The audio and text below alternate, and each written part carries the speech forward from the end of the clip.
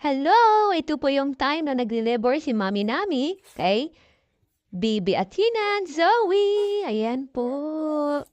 Nagle-labor po siya ng 12:30 and then lumabas po yung unang papi niya ng 4:30 o almost 4 hours din. Ang tagal kasi ang laki po ng first papi niya. Ayan. Ang tagal naming naghintay kasama ang mga batuta at si Daddy Cloud. Grabe niyan, ayan, nailabas niya rin. Ang laki, oh. Ang lusog-lusog. Kasi nga ba, dalawa lang naman, di ba? Punong-puno ng vitamins si nasa Kenya, yan. Ang lusog-lusog ng mga papis. Yan tuloy, nahirapan siyang ilabas. Ang tagal niya nag-labor. Pero alam na ni Mami Nami kung paano linisin yung mga anak niya. Siya na rin ang maglilinis niyan and then magpuputol ng pusod.